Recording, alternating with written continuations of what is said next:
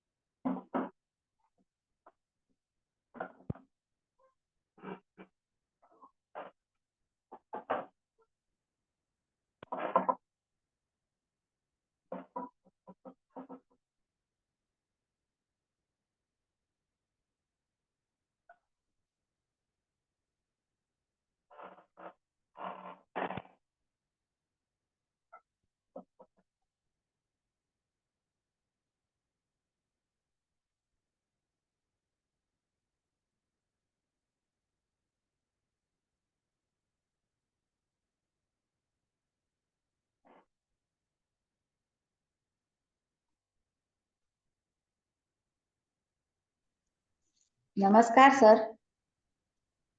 नमस्कार नमस्कार प्रीति जी नमस्कार। आप कहाँ रहते हैं?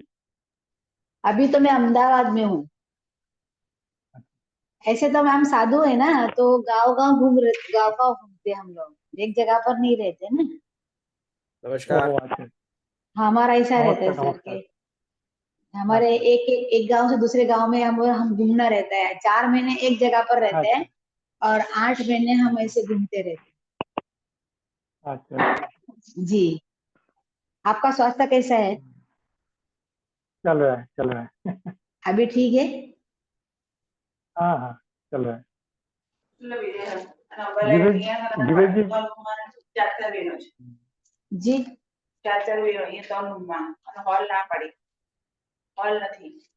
जी सर। नहीं नहीं, मैं जीवेश जी से बात कर रहा। जीवेश जी कैसे है? 10 मिनट फोन कर जो।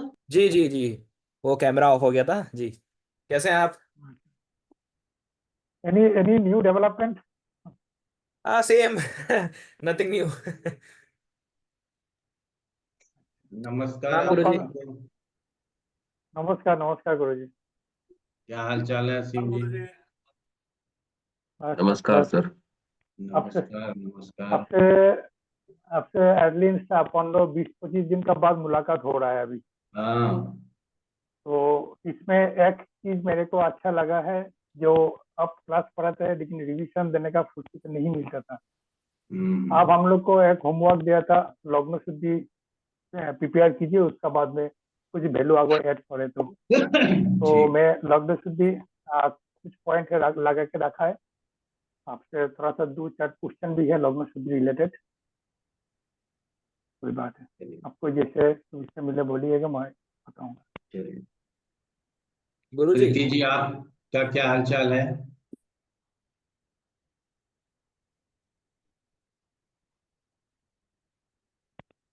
अच्छा, लगता है वो आउट हो गए क्लास। कुमार प्रवीण जी क्या हाल चाल? हाँ नहीं, नमस्ते सर, ठीक है तो। ठीक है।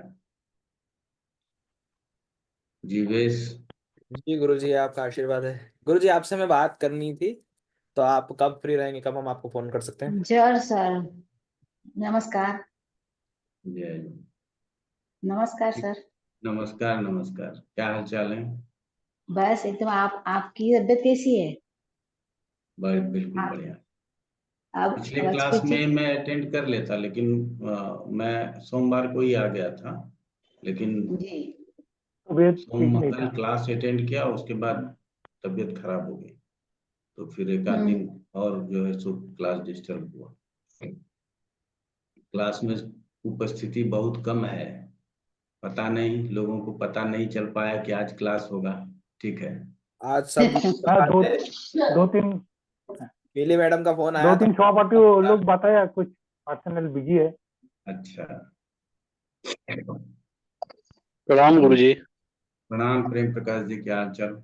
बढ़िया गुरुजी, आपकी तबीयत कैसी है गुरुजी? बस अब ठीक है। अब मतलब हाँ। 12 आना ठीक हो गए, 4 आना बचा है। खांसी तेरा अच्छी बात है। वो भी हो जाएगा। जीवेश, ऐसा करना कि अनीता को ना फोन करके बोल देना कि हमको बात करना है, ठीक है? जी जी तो वो क्या करेगी ना कि जैसे ही हम फ्री रहेंगे ना वो बात करा देगी, ठीक है? जी जी बिल्कुल। तो कल एक लोग मिलने के लिए आ रहे हैं, वो कब आएंगे ये पता नहीं, उसके हिसाब से बात हो जाएगी, कोई दिक्कत नहीं है, कभी भी बात करा देगी। उसको लिखा, हम भूल जाएंगे, है ना? हाँ उसको मैडम। जैसे ही लिखाओगे ना कि हमको बात करना है सर से, तो वो अपने जो है सो समय निकाल के बात कर, ठीक है? जी।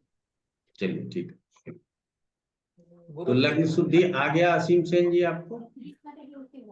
जी वो वाला भी हाँ, लग्न शुद्धि आ गया। जो लग्न शुद्धि आप जो होम टास्क दिया था वो कुछ पॉइंट लिख के रखा है, तो इसके ऊपर में अगर अगर कुछ ओपिनियन देना चाहते दीजिए। उसका ऊपर में भी 2-4 क्वेरीज मेरा माइंड में आया, वो भी पूछूंगा। कोई बात है, बोलूं क्या? सर सर एक एग्जाम्पल से भी बता सकते हैं? बताएंगे, आप चिंता न करें, ठीक है ना? जी जी जी जी। बहुत कठिन नहीं है, और एग्जाम्पल और क्या है, जितना पढ़ा रहे हैं ना इतना नहीं जाना। आज भी हम पढ़ाएंगे, लेकिन बताएंगे कि हम तो चाहते हैं ना कि कंटेंट अधिक से अधिक आपके पास हो, और आप अपने आगे जब स्वेच्छा से इसको पढ़ेंगे तो कई लोग उसमें हमसे भी ज्यादा आगे निकल जाएंगे, ठीक है? और कई लोगों को ये ज्ञान हो जाएगा कि ये बातें भी हमारे शास्त्रों में है, तो ये ज्ञान होना भी जरूरी है। तो इसीलिए हम थोड़ा सा डिटेल में चले जाते हैं। और दो बात होती है कि हमेशा से वर्ग में विभाजित है हमारा समाज। उच्च वर्ग, मध्यम वर्ग, निम्न वर्ग, ये वर्गों में हमारा समाज विभाजित है। और हमेशा ऊंचे ओहदे पर जो लोग होते हैं उनके कंधों के ऊपर ज्यादा वजन होता है, समझ गए ना? उनको देखिए, जैसे कि आप यदि इनकम टैक्स पे ही है, एक साधारण रूप से समझिएगा, आप अर्न करते हो, इनकम टैक्स पे करते हो, आप इस बात का बहुत ध्यान रखते हो कि समय पर इसको का भुगतान करें। और कोई लोग ऐसे हैं जिनको कि सरकार से मदद की जरूरत है, ठीक है? और आप जो इनकम टैक्स पे करते हो उसके आधार पर उसको ये जो अन्य योजना है ये फ्री मिलता है, या कई सरकारें 1000 रुपए दे रही हैं, 2000 दे रही हैं, जो भी दे रहे हैं वो उनको फ्री मिलता है, तो वो उसका इंतजार करता है, ठीक है ना? आप मेहनत करके इनकम बढ़ाते हो, इनकम टैक्स जमा करते हो, और जो निम्न वर्ग के लोग हैं वो इंतजार करते हैं कि सरकार के योजनाओं का लाभ हमें कैसे मिले। इसी में से कुछ लोग होते हैं जो आगे बढ़ जाते हैं, बाकी लोग जो सरकार आदत लगा रही है उसके ऊपर चलता है। तो हमारा यहाँ मतलब एक ही था कि आपसे भी बड़े लोग होते हैं जो इसको मैनेज करते हैं, ठीक है ना? कि आपसे पैसा लिया, सही जगह पे पहुंचना चाहिए। तो जितने हम शिखर पे चले जाएंगे उतना हमारा महत्व बढ़ जाएगा, और उतना ही जिम्मेदारी बढ़ जाती है, और उसी के अनुसार हमारा धर्म कर्म भी बढ़ जाता है, ठीक? तो हमारे जो मुहूर्त में आता है बात, उसमें सामान्य लोगों के लिए कम प्रयुक्त है और राजाओं के लिए, मंत्रियों के लिए ज्यादा प्रयुक्त है। कि आपको, यदि आप चुनाव करके कार्य करते हो तो आपका कार्य सफल होता है। हमको युद्ध करने के लिए जाना है तो एक भाला लेकर के पहले जमाने में लोग चले जाते थे, है ना, युद्ध कर रहे हैं। आज भी युद्ध करना है भारतीय सैनिक को तो उसके पास जो भी गोला बारूद है उससे युद्ध करेगा, लेकिन आपको पूरे युद्ध की प्लानिंग करनी है, ठीक है। और उसके बाद आप उस मैदान में अपने टुकड़ी के साथ जाते हो। तो आपके लिए जाना जो है, आपकी जो यात्रा है, वो विशेष रूप से आपके अनुसार देखा जाएगा, न कि किसी सैनिक के अनुसार देखा। इसीलिए प्रधान पुरुषों के लिए सभी मुहूर्तों की आवश्यकता है, सिर्फ यात्रा की ही नहीं, सभी प्रकार के मुहूर्तों की आवश्यकता है। और जो जनरल हैं, हम लोग जैसे लोग हैं, वो इसका अगर अवहेलना भी करते हैं तो हम लोगों को बहुत तकलीफ नहीं होती, क्योंकि हमारा काम ही छोटा है, हुआ तो ठीक, नहीं हुआ तो ठीक। लेकिन यदि युद्ध पे कोई निकला है तो उसको विजय प्राप्त होना चाहिए, वो विजय के लिए निकला है, उसको पराजय नहीं चाहिए। तो ऐसे में यदि हम अच्छे मुहूर्त का प्रयोग करके निकलते हैं, या किसी यज्ञादि का कार्य होता है तो वो बड़ा कार्य है। और आप लोगों को बता दें कि यज्ञ हमेशा ज्येष्ठ और वैशाख ज्येष्ठ के महीने में होता है, और उस समय खरपतवार में आग लगने की संभावना बहुत होती है। और जितने भी यज्ञ की वेदियां बनती हैं, उसके ऊपर का जो मंडप बनता है वो खरपतवार से ही बनता है, ठीक है ना, घास फूस से ही बनता है। तो और उसके नीचे आग जलाई जाती है, उसके बाद भी आग उस मंडप को नहीं जला पाता। तो आप समझ सकते हैं कि मुहूर्त का कितना महत्व है, क्योंकि एक विशेष मुहूर्त में ही यज्ञ प्रारंभ होता है और फिर समाप्त होता है। तो इसीलिए तेलंगाना अलग हुआ था तो वहां पे यज्ञ करवा लिया गया था असमय। तो मैंने उस समय कहा था कि ये यज्ञ करवाने का समय नहीं है, किसी पंडितों ने विचार किया हुआ है और यज्ञ करवा दिया। अगर आप लोगों में से कुछ लोगों को याद हो, उस यज्ञ में सारे मंडप जल गए थे, ठीक है। तो इसीलिए मुहूर्तों का थोड़ा सा विशेष महिमा है, इसको हमको सावधानी से समझने की जरूरत है। तो 2-4 विषय रहा है, उसको हम लोग आज सॉल्व कर लेते हैं, और फिर हम चले जाएंगे वास्तु मुहूर्त के ऊपर।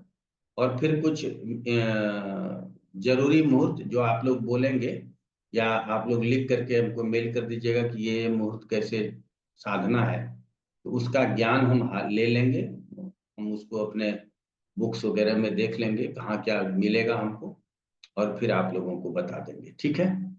तो आज जो थोड़ा बहुत रह गया है उसको पूरा करने का प्रयास करें, ठीक है। तो यात्रा में चंद्रमा का तो महत्व है ही, ये तो हम लोगों ने सीखा ही है। और यहाँ तक हम लोगों ने पढ़ा था कि सूर्य चंद्रमा दोनों उत्तरायण में हो तो उत्तर और पूर्व की यात्रा करें, और दोनों दक्षिणायन में हो तो पश्चिम और दक्षिण की यात्रा करें। भिन्न अयन में हो तो जिधर सूर्य हो उधर दिन में यात्रा करें, और जिधर चंद्रमा हो उधर रात्रि में यात्रा करें, अन्यथा मरण होता है। तो सूर्य सम्मुख यात्रा, जिधर सूर्य हो, सूर्य तो पूरब में ही होता है, ये तो हम लोग जानते हैं। लेकिन हम यहाँ पूरब पश्चिम से मतलब नहीं रख पा रहे हैं, रख क्या पा रहे हैं, दिशाओं का ज्ञान राशियों से है। तो जिस राशि में सूर्य होगा उस राशि के अनुकूल ही हम लोग इसकी बात करेंगे। ये बात नहीं करेंगे कि पूरब है तो हमेशा पूरब ही रहेगा, ऐसा बात नहीं करेंगे। सूर्य यदि मेष राशि में है पूरब है, और यदि वृष राशि में है तो दक्षिण है, ऐसा मान करके चलें, ठीक है। तो इस तरह से हम सभी ग्रहों को इसी तरह से मानते हैं। लेकिन आगे जो अब प्रश्न आता है कि अब 3 तरह का सम्मुख चक्र ये शुक्र के लिए बताया गया, ठीक है। जो सांसारिक सुख भोग को प्राप्त करने वाले जातक हैं, या जो सांसारिक लोग हैं, वो भी इसका प्रयोग कर सकते हैं। राजा महाराजाओं को तो करना ही चाहिए, ठीक है। तो 3 तरह का जो शुक्र का चक्र बताया गया है, तो उसमें पहले बताया गया है कि सूर्य से अस्त होने के बाद जिस दिशा में शुक्र उदित हो रहा हो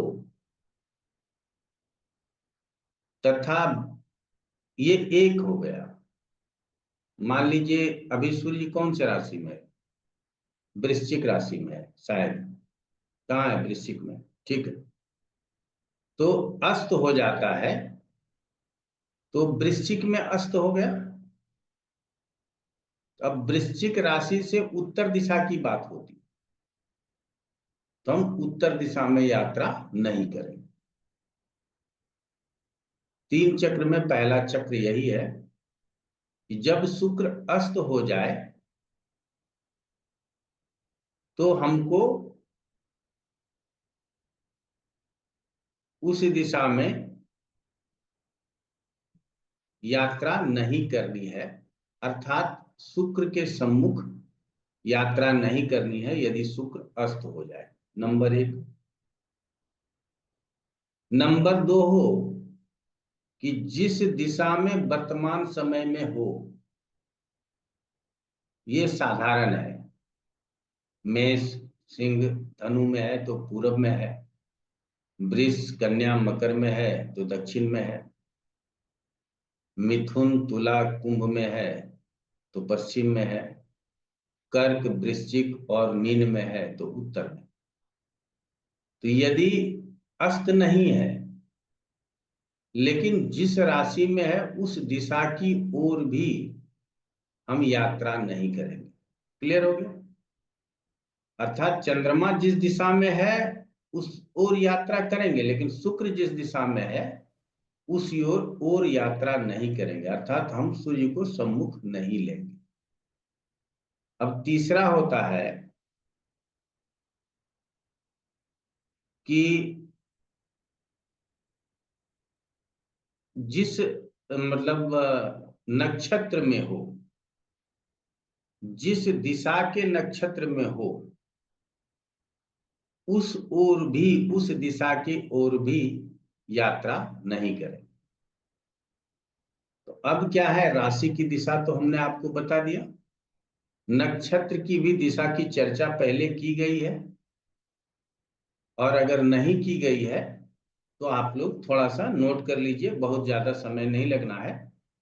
तो लिखिए पूर्व, ऊपर लिख दीजिए नक्षत्र की दिशा और पहले खाने में पूर्व, और लिखिए पूर्व दिशा में कौन कौन से नक्षत्र होते हैं। तो कृतिका, रोहिणी, मृगशिरा, आर्द्रा, पुनर्वसु, पुष्य और अश्लेषा। तो कहां से शुरू हुआ? कृतिका से शुरू हुआ, और ये लगातार है। तो कृतिका 1, रोहिणी 2, मृगशिरा 3, आर्द्रा 4, पुनर्वसु 5, पुष्य 6, अश्लेषा 7। तो 7 नक्षत्र लिए गए, इसका मतलब है कि अभिजीत को भी लिया जाएगा। ठीक है, अब दक्षिण दिशा में अश्लेषा से आगे बढ़ जाएंगे, मघा, पूर्वा फाल्गुनी, उत्तरा फाल्गुनी, हस्त, चित्रा, स्वाति एवं विशाखा। अब पश्चिम दिशा की बात कर लेंगे, तो अनुराधा, ज्येष्ठा, मूल, पूर्वाषाढ़ा,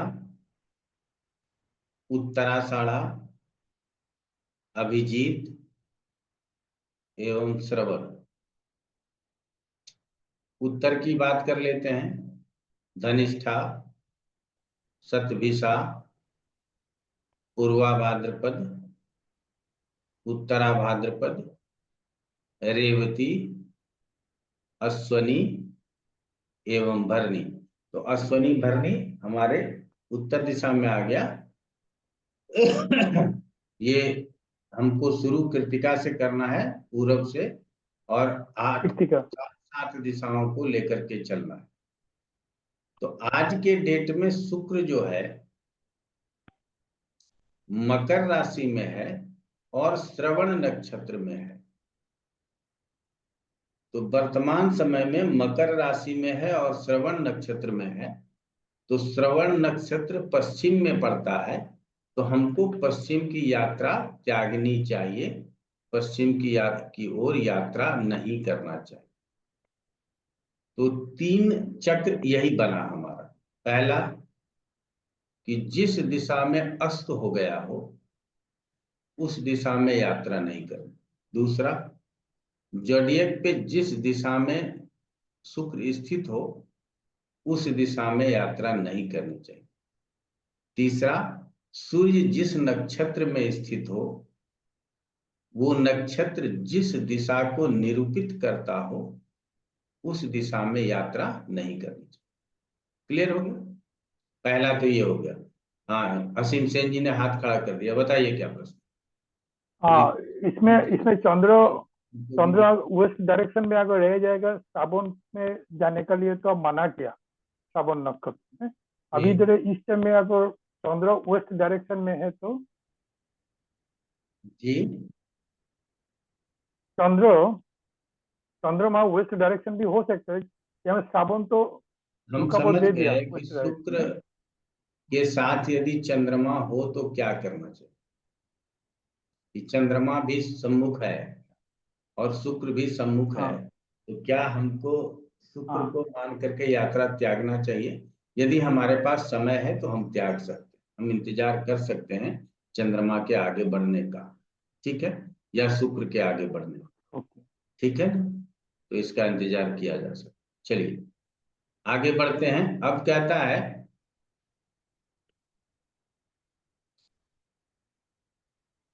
शुक्र का वक्रादि दोष। शुक्र जिस समय वक्री हो, अस्त या अपने नीच में हो, उस समय यात्रा करने वाला राजा शत्रु के बस में हो जाता है।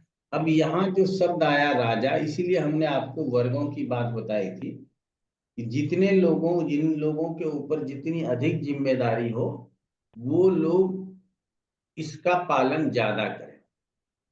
अब शुक्र वक्री हो गया, अस्त हो गया या कन्या राशि में चला गया, तो अब कन्या राशि में जाएगा तो 1 महीना रहेगा। तो ऐसे स्थिति में राजाओं को अपना यात्रा त्यागना चाहिए। अगर नहीं त्यागते हैं तो आप शत्रु के बस में जाते हैं। कहीं किसी तरह का वार्ता के लिए यदि जाते हैं तो आप उसके जाल में फंसते हैं। आप अपना फाइल बना के ले जाते हो, वो अपना फाइल बना के लाता है और उसमें होता है कि हम लोग इस पर चलेंगे, इस तरह से चलेंगे। तो यदि पाकिस्तान के साथ हमारी वार्ता हो रही है और शुक्र नीच का है और हम पाकिस्तान की यात्रा कर लें, तो ऐसे समय में क्या हो जाएगा, यात्रा तो कर लेंगे, हम उसके शर्तों पर राजी हो जाएंगे, हम अपना शर्त नहीं मनवा। क्लियर हो गया? तो ऐसे स्थिति में जो राजा को या विदेश मंत्री, रक्षा मंत्री, प्रधानमंत्री लोगों का यात्रा हो, तो उसके यात्रा के समय इसका ध्यान रखना जरूरी होता है, ठीक है। अब आजकल तो इसको मानने वाले कम हैं, लेकिन फिर भी यदि मानते हैं तो इस बात का ध्यान रखना बहुत जरूरी है कि शुक्र अस्त हो, शुक्र वक्री हो और शुक्र नीच का हो। तो ऐसे अवस्था में किसी भी दिशा की बात है, कोई यात्रा हमको नहीं करनी चाहिए। ऐसी यात्रा जहां पे कूटनीतिक या हम उसको जियोपॉलिटिक्स की बात करनी हो, तो ऐसे स्थिति में हम बात करने के लिए नहीं जाते। जैसे कि अभी मान लीजिए कि यूक्रेन और रशिया का कल से कुछ समाचार आया है कि अब यूक्रेन भी शांति वार्ता के लिए तैयार हो रहा है। अब शुक्र अस्त और वक्री हो जाता है और यूक्रेन रशिया चला जाता है। यूक्रेन का प्रधानमंत्री जो जेलेंस्की है वो रशिया चला जाता है, तो रशिया के शर्तों पर उसको राजी होना, ठीक है, और वो मानना ही पड़ेगा। और यदि वो अपना यात्रा मुहूर्त लेकर के जाता है तो हो सकता है कि अपनी बात मनवाने में राजी हो जाए, अपनी बात मनवाने में सफल हो जाए, ठीक है। तो ये हो गया, आपको इसको भी अपवाद स्वरूप ही सही पढ़ने की जरूरत है। जी कुमार प्रवीण जी, बताइए क्या प्रश्न है। सर नमस्ते सर। जैसे आपने पहले बताया कि अगर शुक्र सूर्य उदय हो रहा हो तो उस दिशा में यात्रा नहीं करनी चाहिए, फिर जिस राशि में हो तब भी नहीं, तो फिर दोनों चीज चाहे उदय होना हो जब राशि में करनी ही नहीं है तो फिर उससे अलग अलग कैसे हुआ गुरु जी? अस्त जहां हो रहा हो, अस्त होने के बाद उदय होगा, जी तो जब उदय होगा तब उसके ऊपर नियम लागू हो जाएगा कि वो ज्योतियक में किस राशि में है। अस्त है जी। तो नियम लागू अलग से होगा, ठीक है। नहीं, अस्त के अलावा भी किसी राशि में है तब भी? उस दिशा में यात्रा नहीं करनी। तो फिर अलग अलग क्यों दिया गया गुरु जी? अलग अलग इसलिए दिया कि हमेशा तो अस्त नहीं रहेगा ना। अभी जैसे मकर राशि में है, सूर्य वृश्चिक में है, तो कैसे अस्त होगा? नहीं जी होगा। जी जब अस्त होगा उस समय की बात हो जाएगी, जी और जब वक्री होगा, क्षमा चाहेंगे, और जब नॉर्मल गति में चल रहा है, जैसे अभी मकर राशि में चल रहा है, तो जी। मकर राशि दक्षिण दिशा का स्वामित्व करता है, तो दक्षिण दिशा में यात्रा नहीं करनी। समझ गया सर। अगर इसमें दक्षिण में अस्त होता तब भी नहीं करनी, तब भी नहीं करनी थी सर? जी, अगर मकर में अस्त हो जाता है, सूर्य भी मकर में आ जाता है और तो मकर में अस्त फिर तब भी, फिर दक्षिण की यात्रा नहीं करें। फिर दोनों में नहीं करनी है दक्षिण की? हाँ, एक ही है, लेकिन मान लीजिए अभी अलग है तो हमको अलग से समझना है। मतलब जब इसका कोई अस्त होगा, प्रयोजन तो नहीं है कि अलग दिया गया है, कोई स्पेशल चीज हो उसमें? बना दिया है, अलग अलग समझने के लिए बना दिया है, ठीक है। ठीक है, थैंक यू। जी आशुतोष प्रधान जी। गुरु जी वो दिशा वाला थोड़ा राशि थोड़ा बता देंगे, पूर्व में कौन कौन सा राशि है गुरु जी? पूर्व में लिखिए मेष, सिंह और धनु। 1, 5, 9। हाँ। दक्षिण का? दक्षिण में लिखिए वृष, कन्या और मकर। 2, 6, 10। पश्चिम में लिखिए 3, 7, 11 मिथुन, तुला और कुंभ। और उत्तर में लिखिए 4, 8 और 12 कर्क, वृश्चिक और मीन। हाँ गुरु जी, और एक क्वेश्चन है, क्या शुक्र बकरी हो सकता है गुरु जी? हाँ, होता है। लेकिन जो कंसेप्ट के हिसाब से तो 120 डिग्री दूर रहना चाहिए ना ऐसा। ना, शुक्र अगर सूर्य से 25 डिग्री से ऊपर चला जाता है तो हाँ बकरी समझ होता गया समझ गया गुरु, सॉरी गुरु जी, वो 48 डिग्री कुछ कुछ था वो। हाँ शुक्र ठीक के है। लिए स्पेशल केस। है। ठीक है, आगे बढ़ते। तो ये जैसे चंद्रमा आपको मुजवानी याद है, वैसे शुक्र भी मुजवानी याद होना चाहिए। यदि कोई साधारण मनुष्य हमारे पास आता है तो चंद्रमा देख करके यात्रा बता देते हैं, और यदि कोई विशिष्ट व्यक्ति हमारे पास आता है तो चंद्रमा के साथ साथ शुक्र को भी लेकर के चलना होगा, क्योंकि उसके निर्णय से हमारे ऊपर हमारे ऊपर भी प्रभाव पड़ता है। इसीलिए विशिष्ट व्यक्ति के मुहूर्त का विशेष ध्यान रखने की जरूरत है, ठीक है। आप देखते होंगे कि हनुमान जी का मंदिर बना है सड़क के किनारे, लोग अतिक्रमण करने के लिए भी बना देते हैं, ठीक है। तो हनुमान जन्म दिवस पे बना दिए, कोई ऐसा शुभ दिन देखा बना दिया। लेकिन वही जब राम मंदिर का हो रहा था प्राण प्रतिष्ठा की बात, तो कितने बड़े बड़े आचार्यों ने मिलकर के जो है सो मुहूर्त बनाया, ठीक है ना। इसीलिए विशिष्ट कार्य और विशिष्ट व्यक्ति के लिए विशेष मुहूर्त की जरूरत है। साधारण कार्य और साधारण व्यक्ति के लिए विशेष मुहूर्त की जरूरत नहीं है। जिस काल में आपका कार्य सफल हो जाए वही आपके लिए मुहूर्त हो। चलिए आगे बढ़ लेते हैं। सम्मुख शुक्र का अपवाद के इसमें कहता है, लिख लीजिए, रेवती, अश्वनी, भरणी और कृतिका के प्रथम चरण में यदि शुक्र स्थित हो या गोचर कर रहा हो, फिर से देखिएगा, रेवती, अश्वनी, भरणी, कृतिका। रेवती से शुरू हुआ, 4 नक्षत्र तक लिया गया, के प्रथम चरण में शुक्र रहता है तो वो अंध रहता है, अर्थात उसको अंधा बोला जाता है, अंध रहता है। उस समय सम्मुख या दक्षिण का दोष नहीं होता है।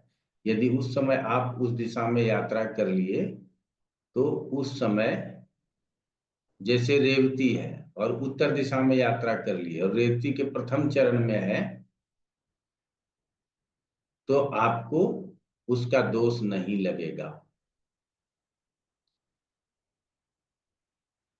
अब कहा यहाँ ये जाता है कि युद्ध और युद्ध की यात्रा मान के चलें, युद्ध यात्रा करने वाले राजा को चाहिए कि यदि मध्य मार्ग में भी आधे रास्ते गमन करने के बाद भी शुक्र अस्त पड़ जाए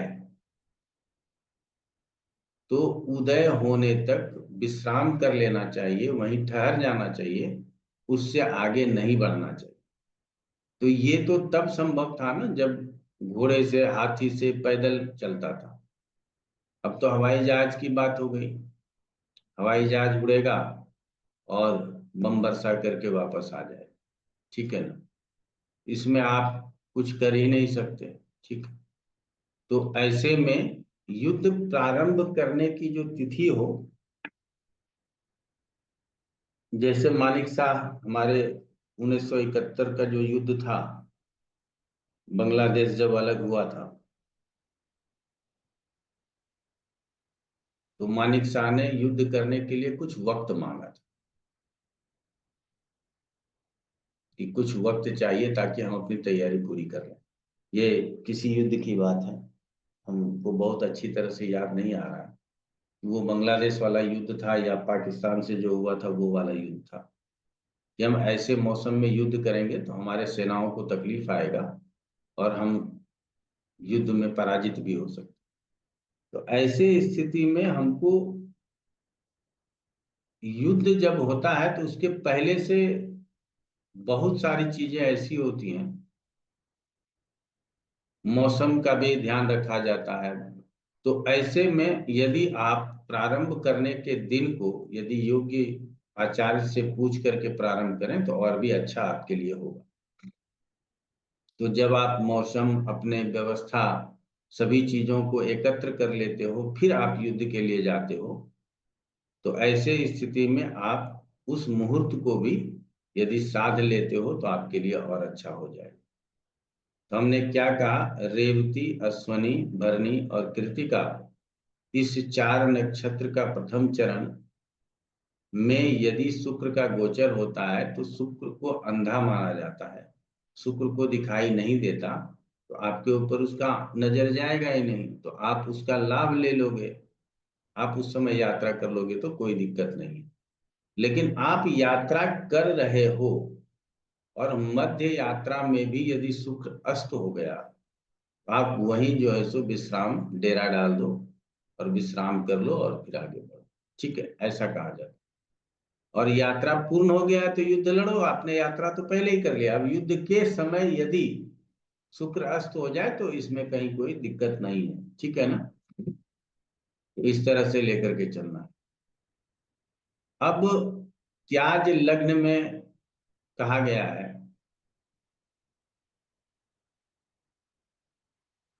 कि मीन लग्न हो या मीन के नवांश हो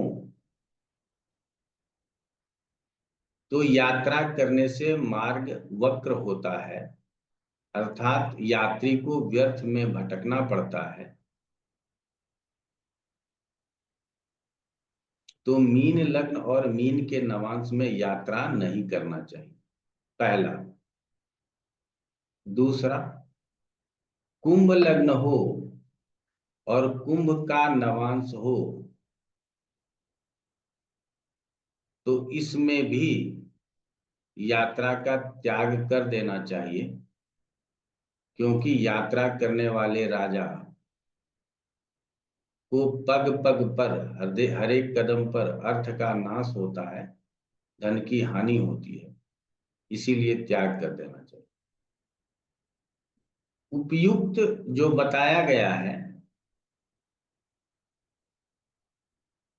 कहा जाता है कि यदि जन्म लग्न या जन्म की राशि का स्वामी शुभ ग्रह हो, अर्थात शुभ ग्रह में कौन हो सकता है, आप लोग जानते हैं शुक्र गुरु हो सकता है, अन्यथा में बुध और चंद्रमा हो सकता है जो कंडीशनल होता है। तो कहता है कि यदि जन्म लग्न किसका, जो यात्री है, जो ये जिसको यात्रा करना है, राजा हो या कोई विशिष्ट व्यक्ति हो, जन्म लग्न या जन्म की राशि का जो स्वामी है, यदि वो शुभ ग्रह है तो उस लग्न में यात्रा शुभप्रद होगी। अर्थात यदि धनु लग्न में आपका जन्म है और मीन लग्न में यात्रा कर रहे हैं तो दोष नहीं लगेगा। तुला लग्न में आपका जन्म है या तुला राशि है और वृष राशि या मीन राशि या धनु राशि में यात्रा कर रहे हैं तो आपको दिक्कत नहीं होगा। ठीक है, तो ये दो लग्नों को विशेष रूप से याद रखना है। कुंभ लग्न और मीन लग्न अगर नवांश के साथ हो तो हमको यात्रा त्याग देना चाहिए। अगर लग्न और नवांश दोनों कुंभ या मीन का ही हो तो ऐसे में यात्रा को त्याग देना चाहिए, उसके बाद का लग्न यात्रा के लिए हमको लेना चाहिए। हमेशा से हम लोग इस बात को पढ़ते आ रहे हैं लग्न शुद्धि में कि जन्म राशि से या जन्म लग्न से 8वीं राशि अथवा शत्रु राशि से 6ठी राशि लग्न में हो। अब यहाँ जन्म लग्न या राशि आप लोग जानते हैं, तो जन्म यदि मिथुन में हुआ तो 8वीं राशि कौन सी हो गई, 3 4 5 6 7 8 9 धनु राशि हो। तो धनु राशि में का लग्न हो जाए तो हमको यात्रा नहीं करना है। और यदि तुला राशि आपके जन्म की राशि है, चंद्रमा तुला राशि में है, तो तुला वृश्चिक धनु मकर कुंभ मीन मेष वृष, तो वृष राशि में यात्रा नहीं करना चाहिए। तो जो 8वां राशि है उसमें यात्रा नहीं कर। अब यहाँ जो शत्रु राशि की बात की गई है, शत्रु की राशि से, तो शत्रु की राशि का मतलब हो गया 6वीं राशि लग्न में हो, उसके स्वामी लग्न में हो तो यात्रा करने वाला राजा का मरण संभव है। अर्थात हमारे जन्म और लग्न की राशि का 6ठी राशि लग्न में नहीं होना चाहिए और उसका स्वामी भी लग्न में नहीं होना चाहिए। अगर ऐसा होता है तो राजा का नाश होता है, मरण होता है, ऐसा कहेंगे। अब वर्तमान समय में भी होता है और पीछे तो होता ही था, नौका यात्रा। आज बड़े बड़े शिप चलते हैं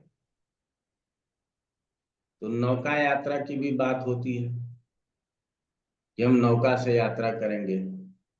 तो उस समय बाकी बातों को ध्यान में रखते हुए कहा जाता है कि लग्न या चंद्रमा वर्गोत्तम नवांश में हो तो यात्रा अभिष्ट फल को देने वाला होता है, अच्छे फल को देने वाला होता है। और दूसरा है, यदि जलचर राशि या जलचर नवांश लग्न में हो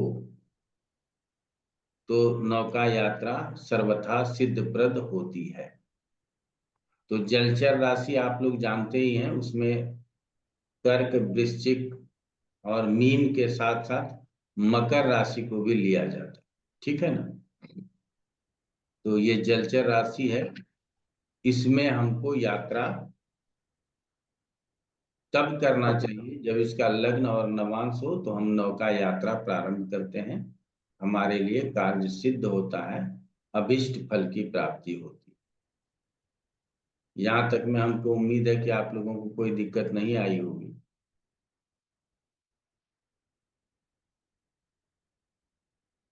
अब कहा जाता है दिग्द्वार लग्न में यात्रा का फल। जिस दिशा में हमको यात्रा करनी है और उसी दिशा की राशि लग्न में हो, जैसे पूर्व दिशा में यात्रा करनी है तो मेष, सिंह और धनु राशि लग्न में हो। दक्षिण दिशा में यात्रा करना है तो वृष, कन्या और मकर राशि लग्न में हो।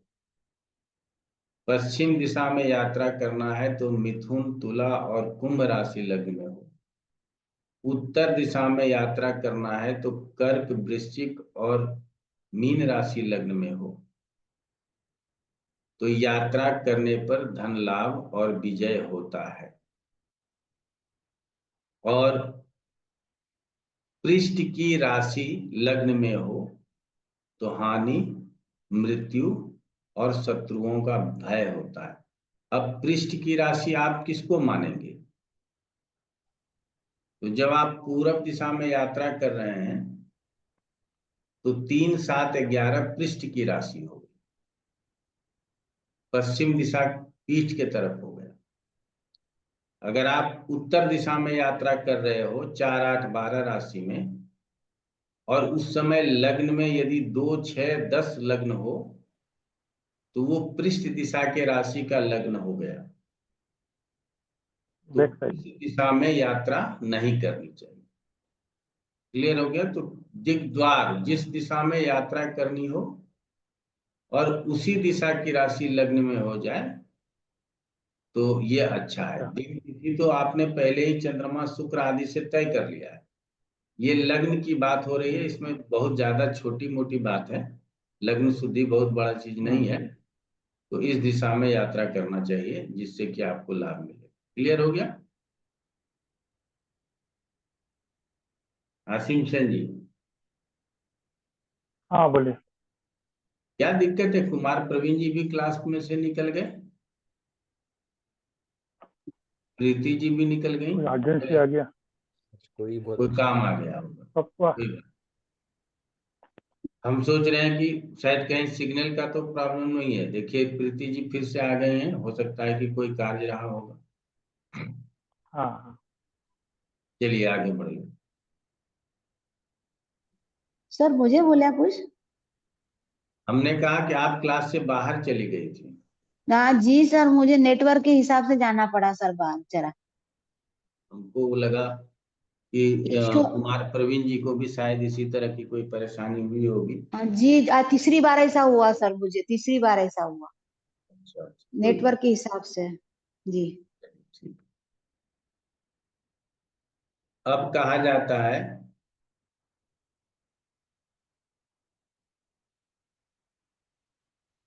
कहता है कि राशि स्वजन्म समय शुभ संजितो योग, यह स्वारी भानी धनगो अपि चौवेशी संज्ञः लग्नो पगह सगमने जयदो अथ भूप योगैर गमो विजयदो मुनिभि प्रतिष्ठा। जन्म समय में शुभ ग्रह से युक्त जो राशि और शत्रु की जन्म राशि से 8वीं तथा जन्मकालिक सूर्य से द्वितीय राशि यदि यात्रा लग्न में हो तो विजय होता है। गुरु जी रिपीट कर दीजिए क्या कहा। नबी बताते हैं, कहते हैं कि जन्म के समय में शुभ ग्रह से युक्त जो राशि है ये आपको प्राप्त हो जाएगा। गुरु कहाँ बैठा? मान लीजिए गुरु मिथुन राशि में बैठा तो मिथुन राशि। शत्रु के जन्म की 8वीं राशि पता नहीं चलता है, यदि पता चल जाए तो आपको ये भी लेना है, तो ये इसको भूल जाइए।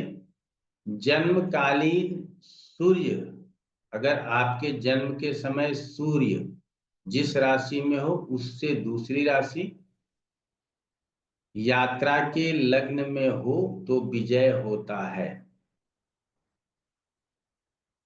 और जातक संहिता में ऐसे को राजयोग भी कहा जाता है, और कहा गया है कि उसमें यात्रा करने वाले से विजय होता है। ऐसा ही हमारे ऋषि मुनियों का मत। तो दो चीज हम समझ सकते हैं। आसिम सेन जी, आपका जन्म के समय सूर्य कौन से राशि में था?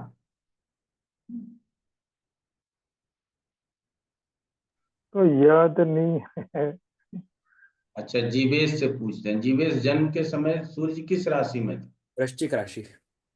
वृश्चिक राशि से दूसरी राशि कौन सी हो गई? धनु। तो धनु राशि धनु। यदि लग्न में हो, नंबर 1। नंबर 2, विजय। गुरु शुक्र कहाँ बैठा है? गुरु वृषभ में और शुक्र धनु में। तो वृषभ और धनु राशि यदि यात्रा के समय लग्न में हो तो आपको विजय प्राप्त होता है। समझ में आ गया? जी। तो इसमें गुरु जी दोनों अगर शुभ कहा। शुभ ग्रह के साथ अशुभ भी बैठा है तो उससे कोई लेना देना नहीं। उतना देखने का जरूरत नहीं, शुभ ग्रह देखो। जी।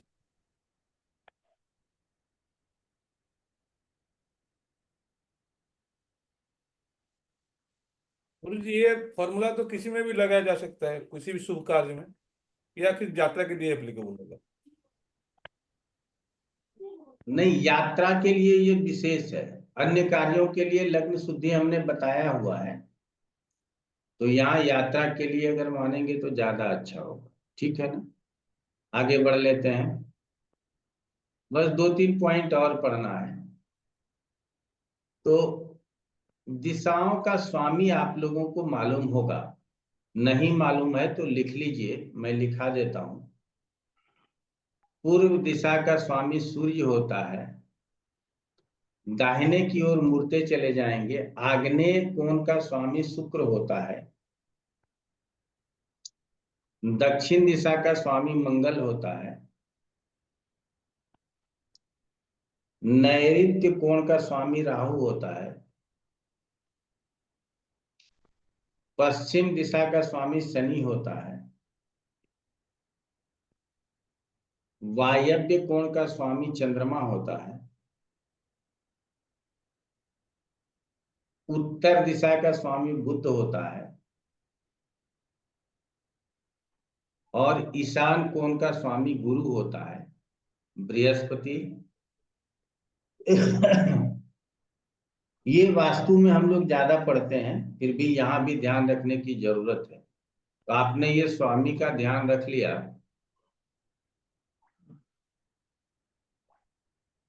तो कहा जाता है कि गंतव्य दिशा का स्वामी, जिस दिशा में आप यात्रा कर रहे हो, यदि ईशान कोण में यात्रा कर रहे हैं तो उसका स्वामी बृहस्पति केंद्र में हो। आग्नेय कोण में यदि यात्रा कर रहे हैं तो उसका स्वामी शुक्र केंद्र में हो। उत्तर दिशा में यदि यात्रा कर रहे हैं तो उसका स्वामी बुध यदि केंद्र में हो तो यात्रा करनी चाहिए। और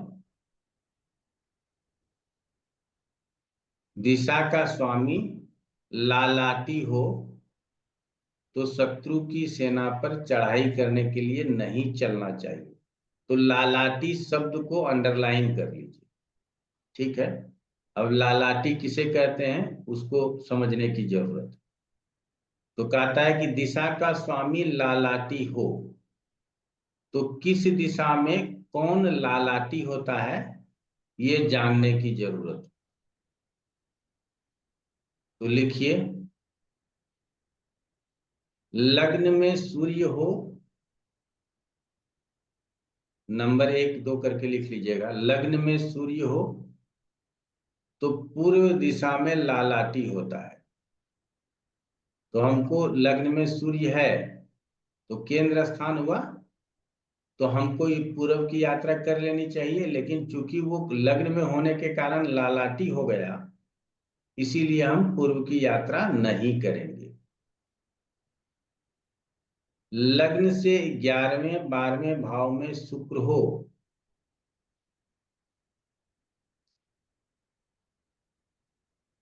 तो अग्नि कोण में लालाटी होता है।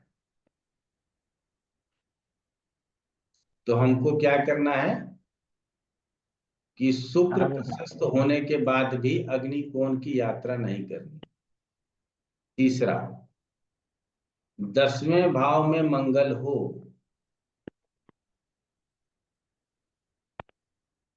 तो दक्षिण दिशा में लालाटी होता है।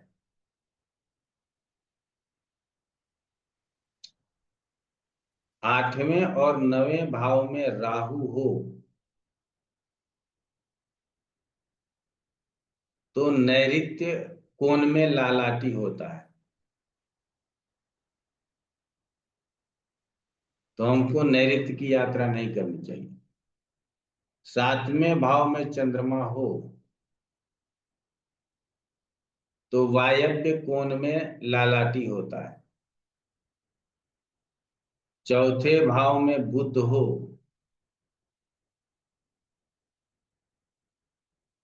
तो उत्तर दिशा में लालाटी होता है।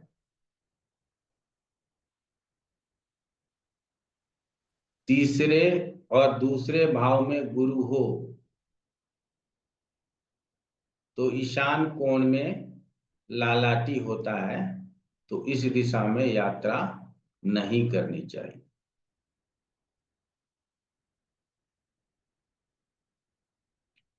तो ये अब इसका बृहद मीनिंग लालाटी का कुछ नहीं है। ये है कि आपको ये जो हमने पॉइंट लिखाए हैं इसको समझ लीजिए, चार्ट बना के रख लीजिए, जैसा भी करना हो।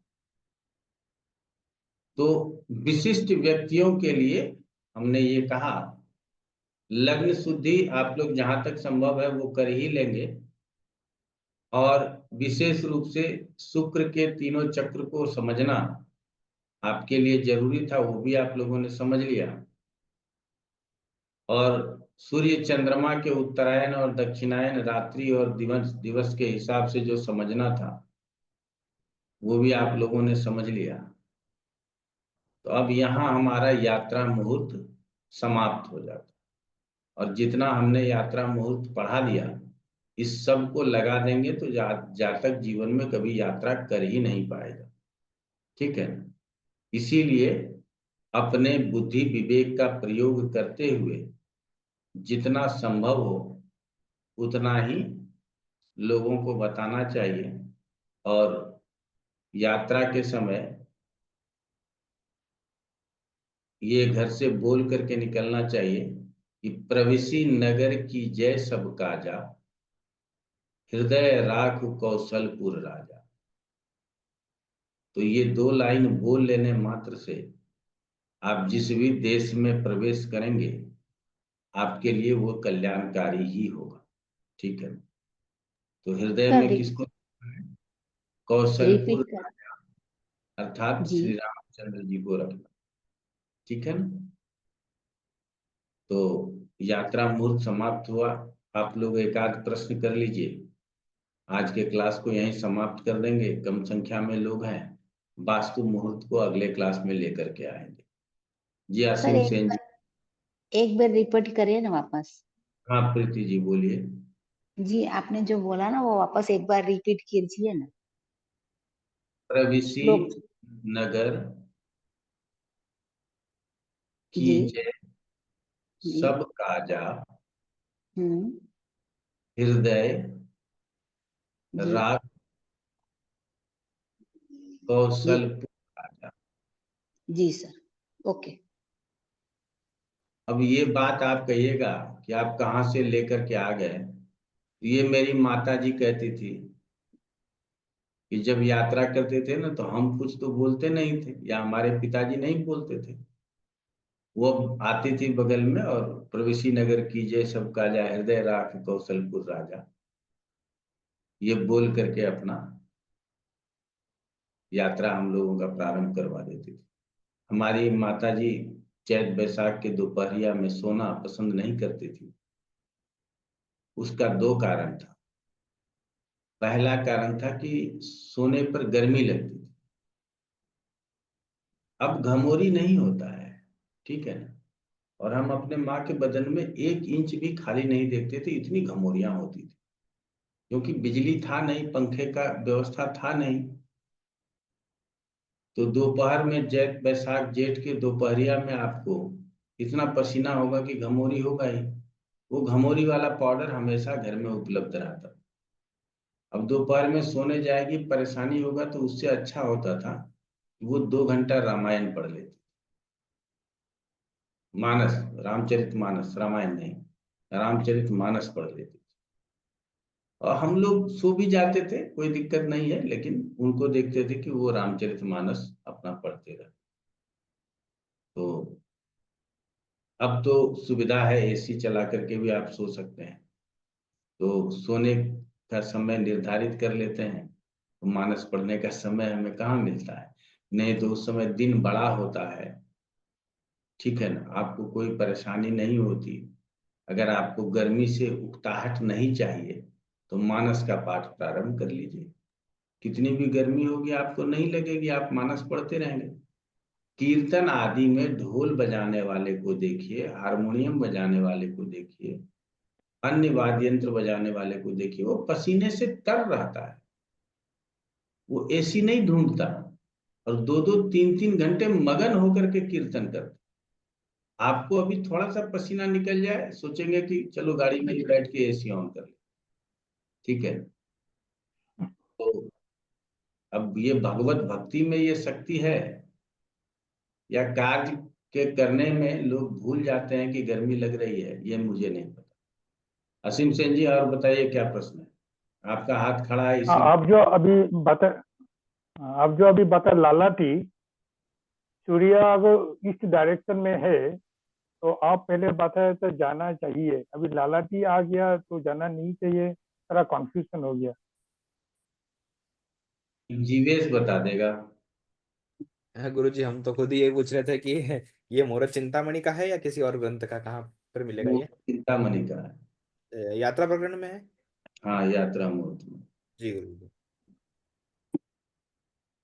एक बार पढ़िएगा, एक बार सुन लीजिएगा ना, समझ में आ जाएगा। अच्छा, ठीक। नहीं समझ में आएगा तो फिर और हम एक बात बताएंगे। और एक बात जो मैं बिगिनिंग में आपको बताया था, लग्न शुद्धि का मैं होमवर्क करके रखा है और कुछ क्वेश्चन वगैरह था, वो आज तो शायद हो नहीं पाएगा। अब नहीं हो पाएगा वाली बात नहीं। जब थोड़ा भीड़ होगा तो सबको जानकारी होगी ना, तो उस समय आपको बोलेंगे आप ही क्लास लीजिएगा। अगला क्लास हम नहीं ले रहे हैं, आसिम सेन जी ले रहे हैं, ये आप लोग के जानकारी में दे देते हैं। तो आसिम सेन जी लग्न शुद्धि पढ़ाएंगे, उसमें कुछ गलती होगा तो हम बता देंगे। आसिम सेन जी अपने बोर्ड को अपने करीब ले आइएगा, ठीक है। आपके पास बोर्ड है, हमको पता है, व्हाइट बोर्ड को करीब ले मेरे आइए। पास बोर्ड नहीं है। हाँ, आप उसमें बताने का प्रयास कीजिएगा, जहां दिक्कत होगी वहां मैं आपको ठीक कर दूँ, ठीक है ना। ठीक है। चलिए, आज इतना ही रखते हैं। बहुत बहुत धन्यवाद, नमस्कार। राम गुरुजी।